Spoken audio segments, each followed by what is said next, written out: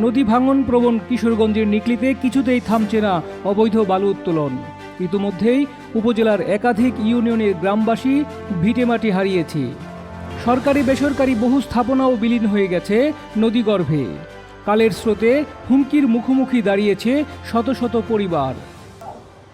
আমার নাম মাহবুব। আমি নিকলি থানা শিলপুর ইউনিয়নের বাসিন্দা ছিলাম। শিলপুর গ্রামের 2011 সালে যখন আমাদের বাড়ি নদীতে ভেঙে যায়, তখন থেকে আমি নিকলি সদরে আছি। এখনও নিকলি সদরে আছি। এখানে শুধু আমি না, আমার মতো আরও শত শত ফ্যামিলির বাড়িঘর ভেঙে নিয়ে গেছে নদীতে। সবাই এখন সর্বহারার মতো। আর এই নদী ভাঙনটা শুরু হয়েছে আপনার প্রায় 9 সাল থেকে শুরু করছে।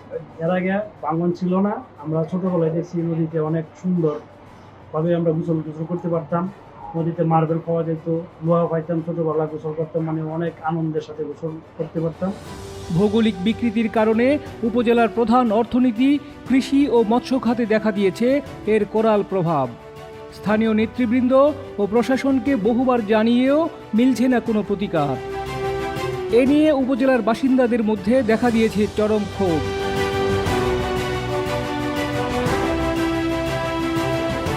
উপজেলার সিংপুর, গোড়াদিঘা, ভাটিবরাটিয়া এবং ছাতিরচর ইউনিয়নে সরেজমিনে ঘুরে নদী ভাঙনের একাধিক প্রমাণ পাওয়া গেছে। একদিকে নদীতে বিলীন হচ্ছে বাড়িঘর ও নদী পাড়ের মানুষের আবাদি জমি, অপরদিকে বর্ষায় প্লাবিত নদী ও কৃষি জমি থেকে ড্রেজারে তোলা হচ্ছে বালু। ভুক্তভোগীদের দাবি, প্রশাসন ও স্থানীয় একটি চক্রের যোগসাজশে চলছে এই প্রহসন। জনগণের তোপের মুখে লোক দেখানো কিছু অভিযান পরিচালিত হলেও নামমাত্র জরিমানায় পার পেয়ে যাচ্ছে এই মাফিয়া চক্র। নিজেদের ক্ষতি পুষিয়ে নিতে আর ক্ষমতার দৌরাত্ম্য প্রমাণে রাতের আধার ছেড়ে এখন প্রকাশ্য দিবালোকে চালাচ্ছে এই বাণিজ্য। মাফিয়া চক্রটি এতই বেপরোয়া, জনসাধারণের বাধার মুখে ভয়ভীতি প্রদর্শন, এমনকি খুন খারাপির মতো ঘটনা ঘটাতেও পিছপা হয় না তারা। গত 18 জুলাই বালু খেকুদের সাথে বাগবিতণ্ডায় ছাতিরচর ইউনিয়নের কাছুমালি নামে এক বৃদ্ধ নিহত হয়।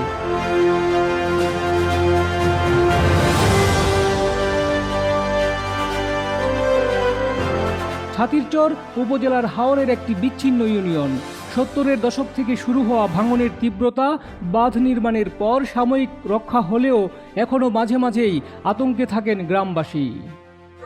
আসসালামু আলাইকুম। আমি মোহাম্মদ আজিজুর রহমান, ছাতিরচর নিকলি উপজেলা আমার বাড়ি। মূলত 2বার বুড়াউত্রাণ নদী আমাদের বাড়ি ভেঙেছে। বর্তমানে অন্যের বাড়িতে থাকি, সর্বশান্ত এবং ক্ষতিগ্রস্ত। আমার মতো শত শত পরিবার সর্বশান্ত হয়েছে, তার কোনো হিসাব আমার কাছে নেই। উপজেলা প্রশাসনের তথ্য অনুযায়ী বালুমহাল ও মাটি ব্যবস্থাপনা আইন 2010-এর 15 ধারায় একাধিক মোবাইল কোর্ট পরিচালনা করে উপজেলা নির্বাহী ম্যাজিস্ট্রেট।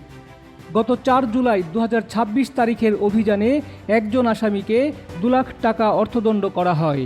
এর আগে 4 জুন একজনকে 2 লাখ, 13 এপ্রিল একজনকে 1 লাখ, 7 এপ্রিল একজনকে 50,000, 6 এপ্রিল একজনকে 50,000 এবং 1 এপ্রিল একজনকে 50,000 টাকা অর্থদণ্ড প্রদান করে। তবে এসব দণ্ডের তোয়াক্কা না করে বালু মাফিয়ারা আরও বেপরোয়া হয়ে আবারও বিভিন্ন জায়গায় ড্রেজার বসিয়ে বালু উত্তোলন শুরু করে। কেউ কেউ বাল্ক হেডে বালু বোঝাই করে সরবরাহ করছে বিভিন্ন এলাকায়, ভরাট করছে ফসলি জমি। গেল সপ্তাহে উপজেলা নির্বাহী কর্মকর্তার নির্দেশে আলিয়াপাড়া গ্রাম থেকে 2 জনকে ধরে নিয়ে আসতে দেখা গেছে। ইউএনওর কার্যালয়ের সহকারী কর্মকর্তা সিএ এবং তার নিরাপত্তার দায়িত্বে নিয়োজিত আনসার সদস্য তাদের আটক করে নিয়ে যায়।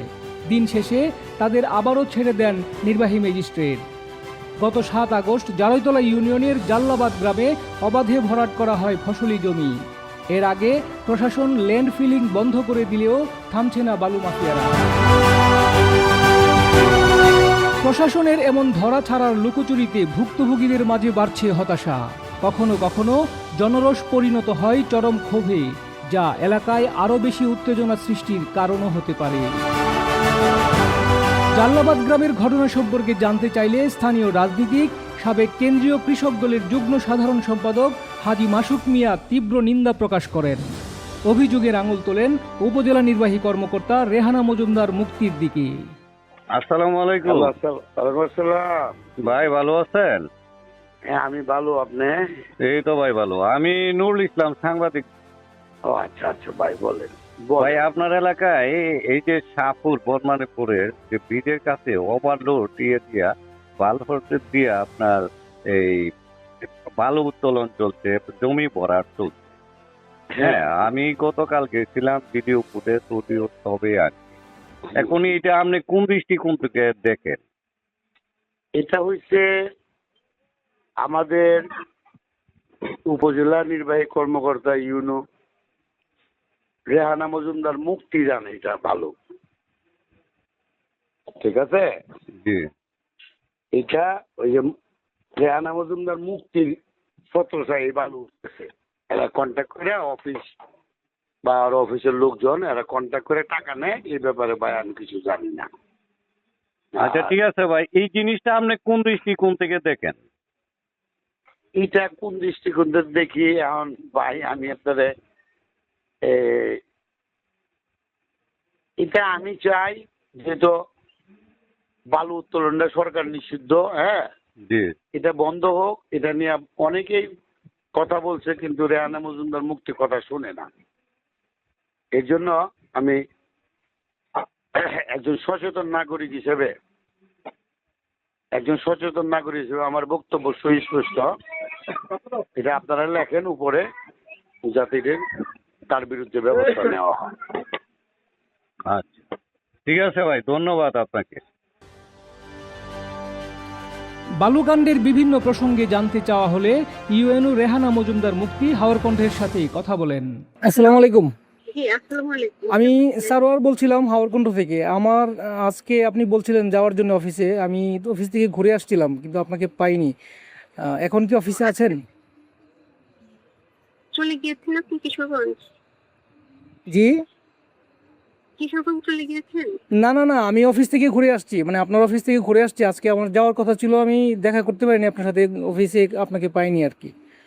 আচ্ছা আচ্ছা তো আচ্ছা, ওই যে ফোনে বলা যাবে? হ্যাঁ হ্যাঁ অবশ্যই বলা যাবে। ঠিক আছে, জি জি বলুন। নিকলিতে অনেকদিন ধরেই মানে বালু উত্তোলনের একটা মানে প্রতিযোগিতা চলছে, এটা আপনি অবগত আছেন আমি যতটুকু জানি আর কি। অবগত বলতে বালু উত্তোলন তো হয়, আমরা তো অভিযান দিই আর কি। উত্তোলন হচ্ছে না এটা তো বলতে পারবো না, হচ্ছে কিন্তু আমরা আগে দমনের চেষ্টা করছি আর কি। আপনারা এই পর্যন্ত মানে কতবার অভিযান পরিচালনা করছেন? আমরা হচ্ছে বিগত 2 মাসে মোট 5 লক্ষ টাকা জরিমানা করেছি আমি আর এসলেন মিলে। কত? 5 লক্ষ টাকা। 5 লক্ষ টাকা মানে তিনটা অভিযানে 5 লক্ষ টাকা জরিমানা করা হয়েছে।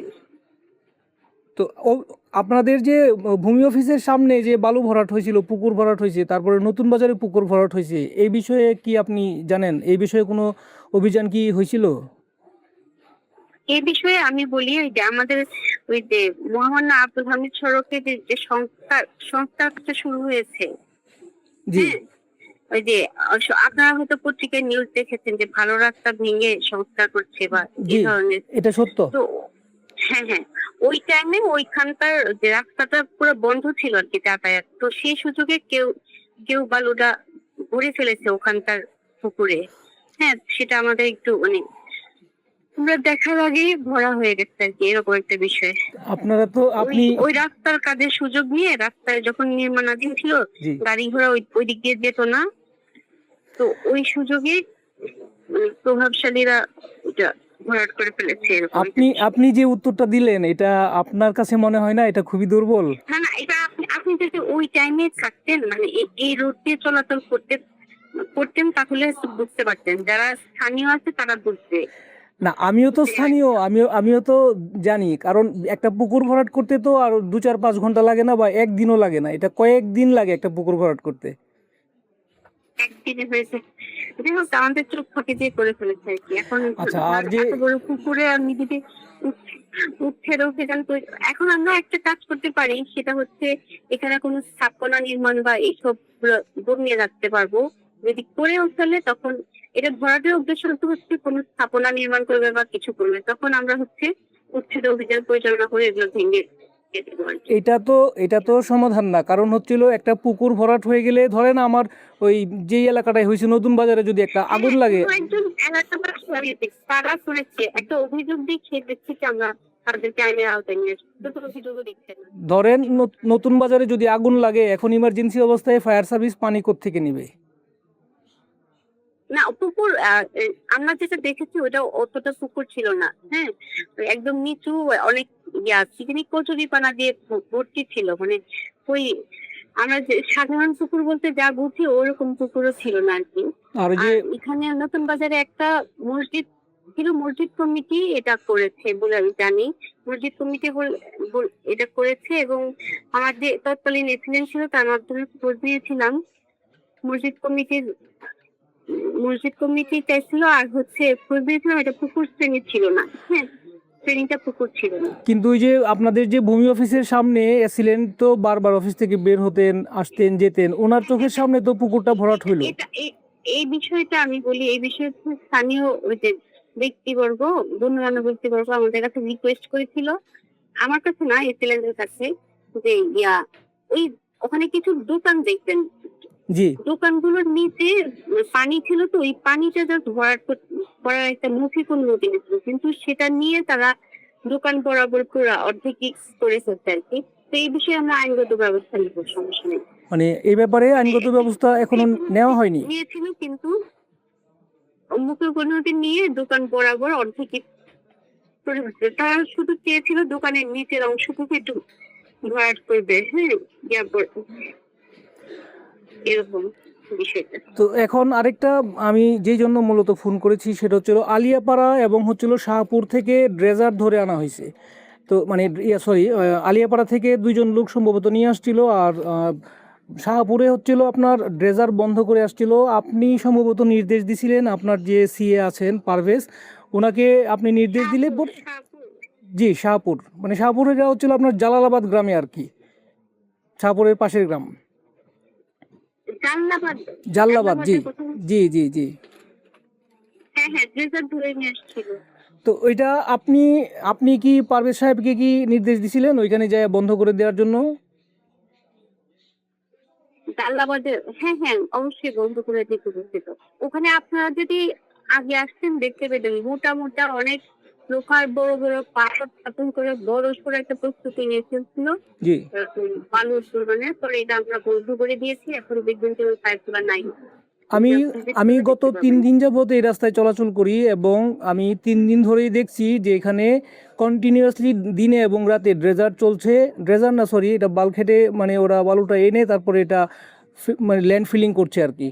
তো এটা মেইন রোডের উপর দিয়ে পাইপ, আমি অভিযোগ জানি, দাঁড়ান, আমি ব্যবস্থা নিচ্ছি। আমি জানি যে আমি এই যে ওই পাইপ, মোটা মোটা যে পাইপ গুলো সব অপসারণ করা হয়েছে, হ্যাঁ, একটুকুই।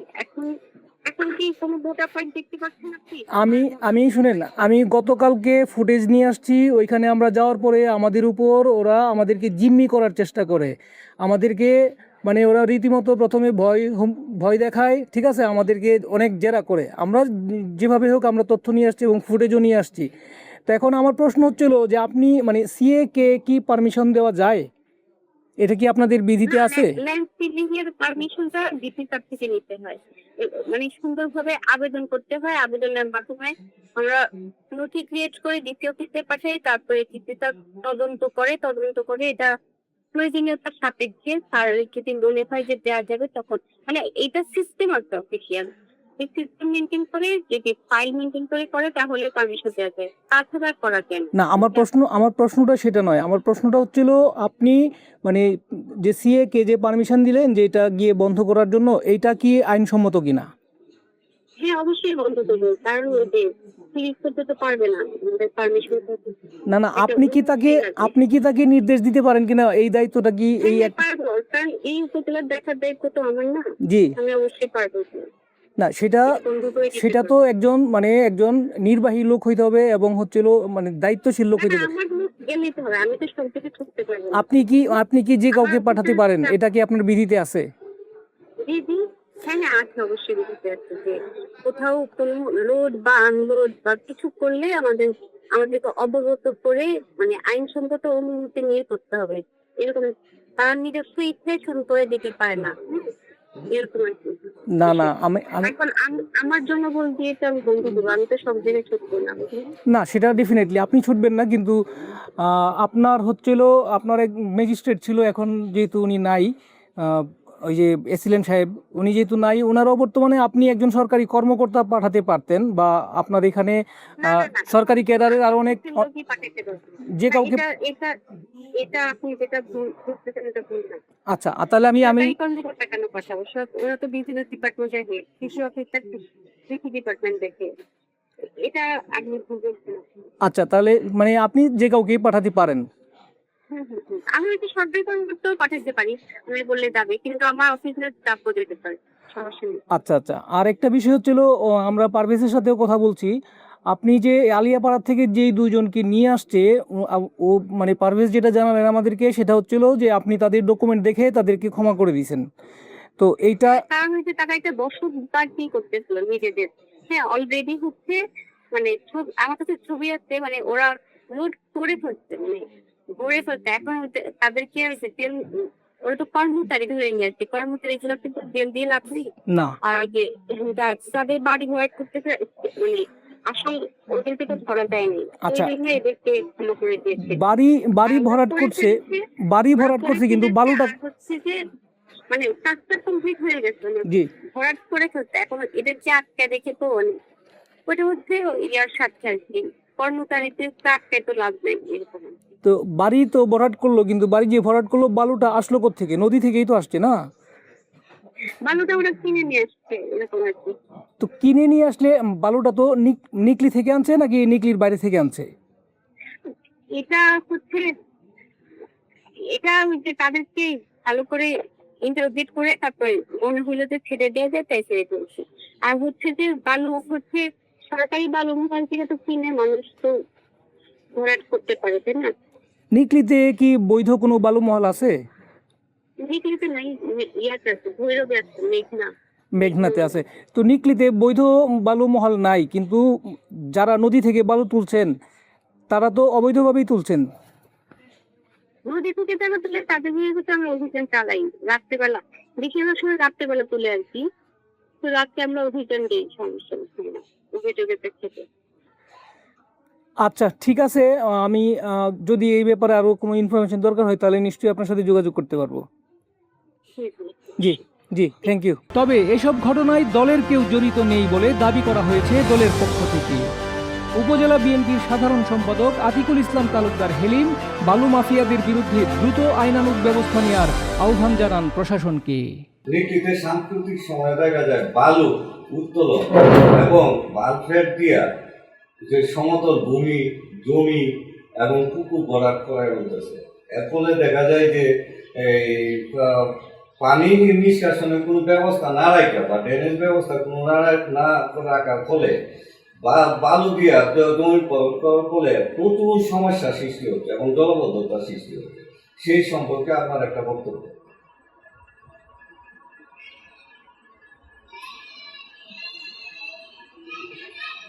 বিসমিল্লাহিররহমানিররহিম। উপস্থিত আজকে ইলেকট্রনিক মিডিয়ায় নেতৃবৃন্দ, আমি আমার ব্যক্তিগত পক্ষ থেকে পাশাপাশি মহোদয়ের পক্ষ থেকে আপনাদেরকে শুভেচ্ছা জ্ঞাপন করছি।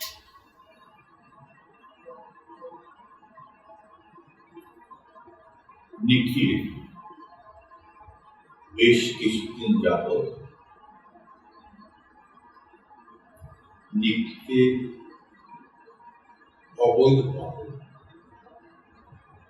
বালু উত্তোলন করছে।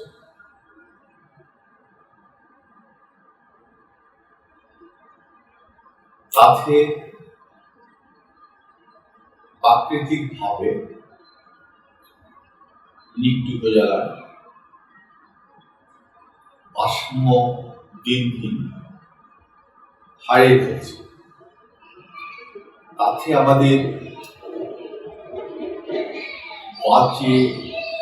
বাঁচার অধিকার থেকে বারবারই বঞ্চিত হচ্ছে ধ্বংস হচ্ছে অনেক ঘর বাড়ি, নিঃস্ব হচ্ছে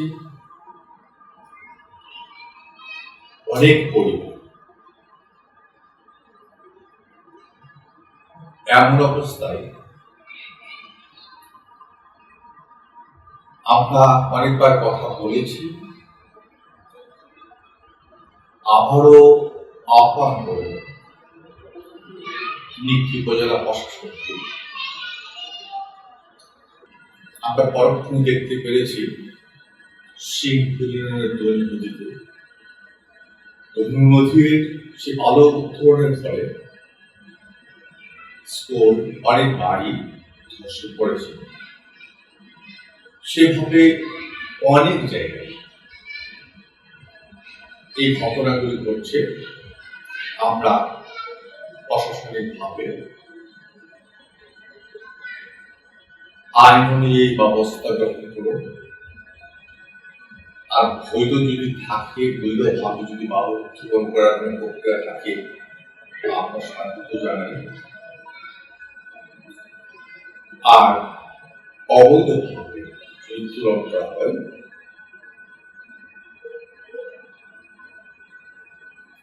তাহলে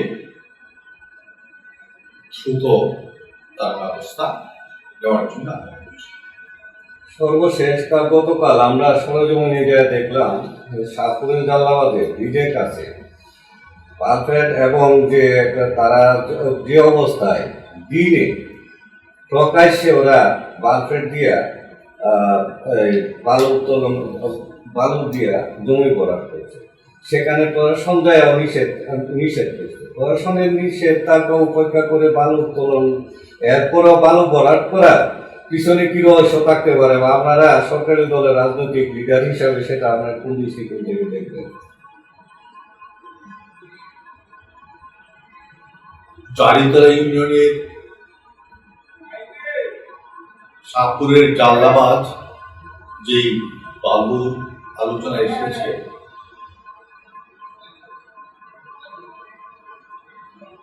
অন্যায় যদি বালু উত্তোলন করা হয়, এবং আপনারা বলেছেন হচ্ছে, তার আগে রিপোর্ট হয়েছে, আমি আমার ব্যক্তিগত পক্ষ থেকে, পাশাপাশি দলের পক্ষ থেকে আহ্বান করব প্রশাসনের বাইরে দ্রুত আইন অনুযায়ী ব্যবস্থা নেওয়ার জন্য। বালু উত্তোলনে বিশেষ চক্রটি লাভবান হলেও সর্বনাশের কারণ হয়ে দাঁড়িয়েছে নদীপাড়ের সাধারণ মানুষ ও কৃষকের জীবনে। নিকলির ঘুরাউত্রা ও ধনু নদীর দীর্ঘ এলাকা জুড়ে ভাঙনের এমন বাস্তবতা দেখার মতো নয়। বালুকাণ্ডে নামমাত্র জেল জরিমানা যেমন আছে সংঘর্ষ আর খুনের ঘটনাও। এলাকাবাসীর দৃষ্টি, তাদের সর্বনাশের দিন শেষ হবে কবে?